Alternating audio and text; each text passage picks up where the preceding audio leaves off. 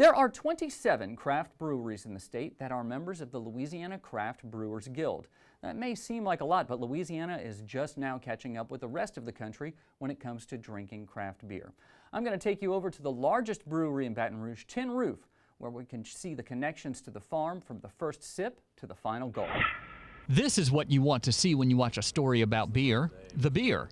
And Tin Roof Brewing in Baton Rouge has a lot of beer to sample. On this day, there are 10 brews on tap and more in cans.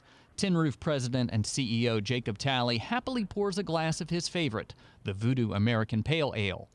Founded in 2010 and with distribution from Houston, Texas to Mobile, Alabama, Tin Roof is not like some bigger breweries. To stay big and to also stay nimble is not always very easy, but that's what we have to do, so that's what we will do. Talley says one part of staying nimble is to keep true to how Tin Roof started, as a couple of home brewers wanting to share their creations. Being a home brewer, you always try to come up with the wackiest, the craziest beers that you can get people to turn their heads and pay attention to. It all started for me at least by going out to these local festivals and putting a beer out there that you think would turn some heads, and getting that reaction from folks is something that's very enjoyable for me.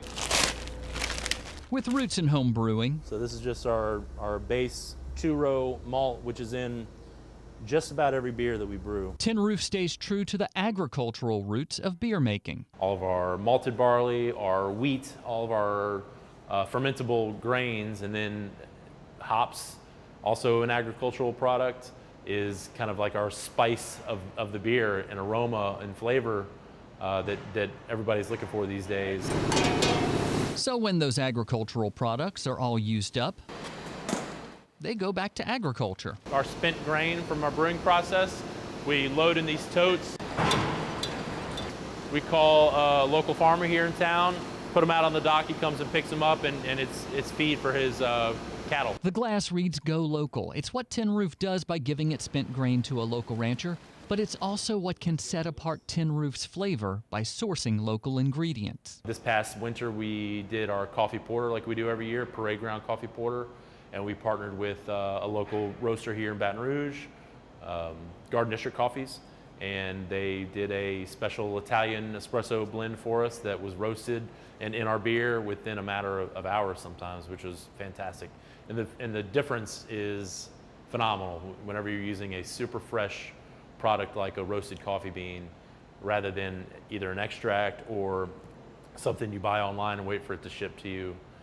Whenever you can just go pick it up down the street, 600 pounds of coffee beans, and go put them in your beer, that makes a big difference.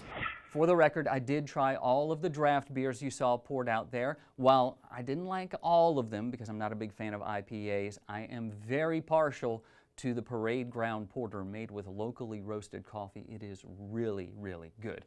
Tin Roof recently hosted its inaugural Funk Festival and had a great turnout. Talley says the team is planning other musical events at the brewery. As for the beer, Tin Roof is working on a couple of sour beers to release later this year. Those are kind of on the edge for beer drinkers.